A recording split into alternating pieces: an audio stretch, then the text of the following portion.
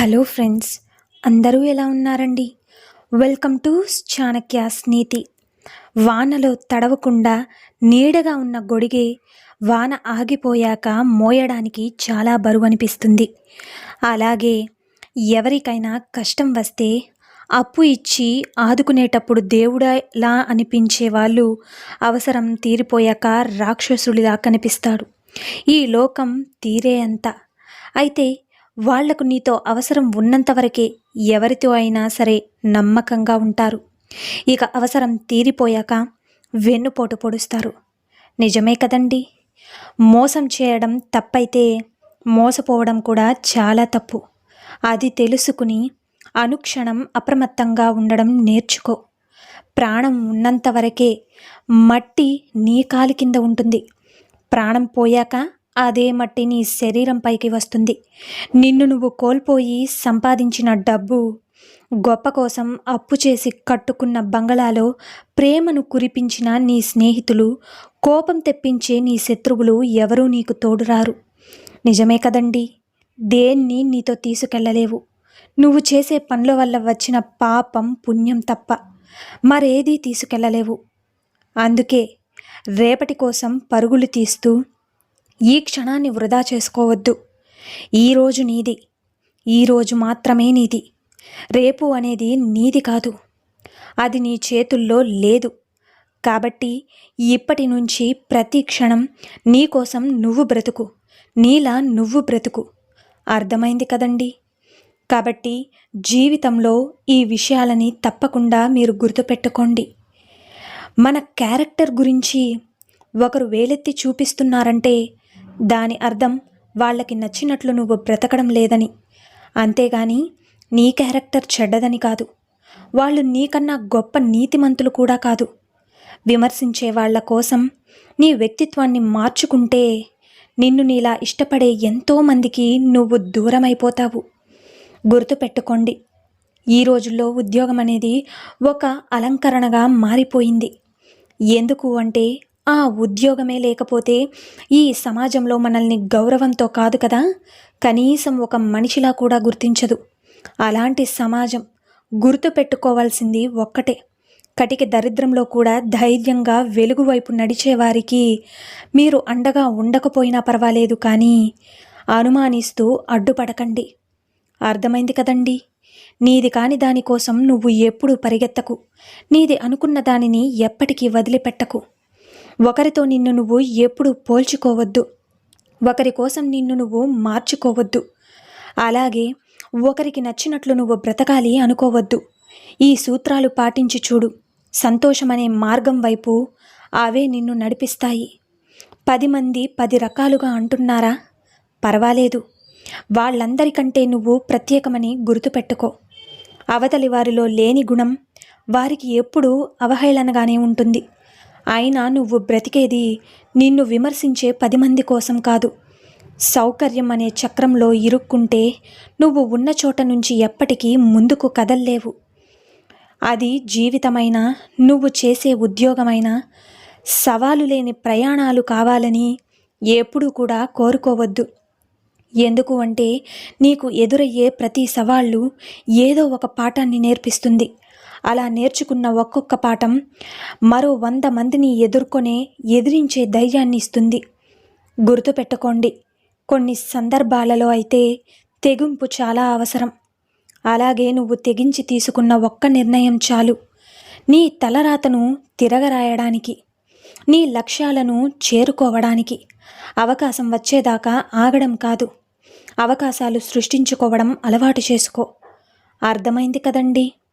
అలాగే పుట్టిన కుటుంబం, పెరిగిన వాతావరణం, ఎదురైన పరిస్థితులు ఇవన్నీ కలిసి వచ్చి అందలం ఎక్కిస్తే అదేది విజయం కాదు. ప్రతిరోజు పరీక్షలు ఎదుర్కొంటూ సమస్యలకి స్వాగతం పలుకుతుంటే, పరిష్కారాలతో వీటిని వీడ్కోలు పలుకుతూ సాగిపోతేనే అసలైన విజయం అంటారు. అర్థమైంది కదండి. కాలం వీరిని మాత్రమే విజేతలుగా చరిత్రలో నిలబెడుతుంది. ఓర్పు చాలా చేదుగా ఉంటుంది. చేదుగా అంటే కాలాన్ని భరించలేనంతగా. అర్థం చేసుకోలేని వారికి అవమానాలు ఎదుర్కోలేనంత. శత్రువులకు మనం అవకాశంగా మారేంత.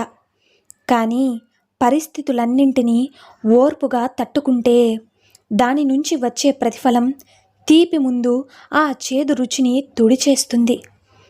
గుర్తుంచుకోండి, ఇక స్వార్థంగా ఆలోచించడం తప్పు కాదు. కానీ మన స్వార్థం కోసం ఎదుటివారి జీవితంలో వాళ్ళ జీవితంతో ఆడుకోవడం చాలా తప్పు.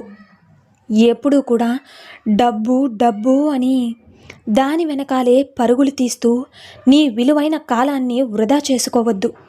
అలా పరుగులు తీసే క్రమంలో నిన్ను ప్రేమించే వారిని కోల్పోతావు, నిన్ను నడిపించే ఆరోగ్యాన్ని కోల్పోతావు. మొత్తంగా నిన్ను నువ్వు కోల్పోయే ప్రమాదం ఉంది. గుర్తుపెట్టుకోండి, నువ్వు మాట్లాడితే కానీ మాట్లాడని వారిని దూరం పెట్టడం చాలా ఉత్తమం. ఈ రోజుల్లో బంధాలు నిలబడాలంటే నిన్ను నువ్వు కోల్పోయి పూర్తిగా వారికి నచ్చినట్టుగా బ్రతకాలి. అర్థమైంది కదండి? ఇక అలా కాకుండా నీకు నచ్చినట్టు బ్రతకడం ప్రారంభించిన మరుక్షణం ఆ బంధానికి ముగిసిపోవడమే కాదు, నీకు అహంకారి అనే పేరు కూడా తెచ్చిపెడుతుంది. అలాగే అసలు నువ్వు చేస్తున్న తప్పేంటో నీకు తెలుసా? ఒకరి మీద నువ్వు నమ్మకం పెట్టుకోవడం. అది నీ తప్పే.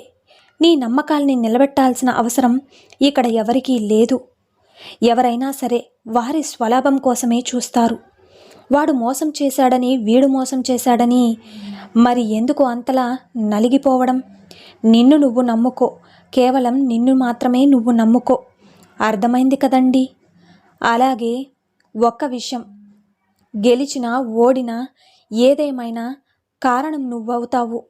ఏదైనా కూడా నీకు నచ్చినట్లు చేసినట్టయితేనే. అప్పుడు ఎవరిని దూషించాల్సిన అవసరం ఉండదు. అర్థమైంది కదండి? వాదనకు దిగితే మిగిలేది ఏమీ ఉండదు. వాదన పక్కన పెట్టి చెప్పేది విని ఊకొడితే పోయేదేమీ ఉండదు కదా. నీ బలం నిరూపించుకోవాల్సింది మాటల యుద్ధంలో కాదు, చేతలతో. నీ పౌరుషాన్ని చూపించాల్సింది ఉడికిపోతు గుణంతో కాదు, విలువైన ప్రతిభతో. అలాగే అవతలి వాడి నోరు మూయించాల్సింది, వాడికి లెక్క చెప్పాల్సిందే చాలా ఉంటుంది. అదంతా నీ ఎదుగుదలతో మాత్రమే సాధ్యమవుతుంది. గుర్తుంచుకోండి, ఇక కలలు ఎన్నో కంటూ ఉంటాము. కన్న కలలన్నీ నెరవేరలేవు కదా. ఈ ప్రపంచంలో అన్నిటికంటే పెద్ద సమాధి ఏంటి తెలుసా? మన మనసు. అక్కడ ఎన్నో కలలు, ఎన్నో బాధలు, ఎన్నో ఊహలు ఇక ఊపిరాడక అక్కడే చనిపోతుంటాయి. నిజమే కదండి? కానీ అది ఎవరికీ కనిపించదు. అందుకే ఈ లోకంలో అన్నింటికంటే మన మనసు పెద్ద సమాధి. గుర్తుంచుకోండి. అయితే పరాయి మగాడితో సంబంధం పెట్టుకున్న స్త్రీలో, ఒక అమ్మాయిలో ఈ 3 లక్షణాలైతే మీకు కనిపిస్తాయి. మరది ఒకటి, అందం, అలంకరణపై మునుపటి కంటే ప్రత్యేకత శ్రద్ధ చూపిస్తుంది. ఇక రెండవది, భర్త పక్కన ఉన్నప్పుడు చాలా చిరాకుగా ఉంటుంది. ఇక మూడవది, మొబైల్ ఫోను ఎప్పుడూ కూడా తన పక్కనే ఉంచుకుంటుంది. నిజమే కదండి? మరి దీని గురించి మీరేమనుకుంటున్నారు? కామెంట్ సెక్షన్లో తెలియజేయండి. ఈ వీడియో మీకు నచ్చిందని అనుకుంటున్నాను. నచ్చితే చిన్న లైక్ చేయండి. అలాగే మన ఛానల్ ఎవరైనా స్టార్టింగ్ చూస్తుంటే సబ్స్క్రైబ్ చేసుకోవడం మర్చిపోద్దండి. ఇలాంటి చాణక్యానికి మరిన్ని మోటివేషనల్ వీడియోస్ అన్నీ కూడా మీకు నోటిఫికేషన్ రూపంలో రావాలంటే పక్కనున్న బెల్ సింబల్ని క్లిక్ చేయండి. అలా చేస్తే నేను పెట్టే ప్రతి వీడియో మీకు నోటిఫికేషన్ రూపంలో వస్తుంది. So thank you for watching friends. రేపటి వీడియోలో చాణక్యులు గారు ఏ మంచి మాటలను, ఏ మంచి సూక్తులను మనకి చెప్పబోతున్నారన్నది మనం రేపటి వీడియోలో అయితే తెలుసుకుందాం.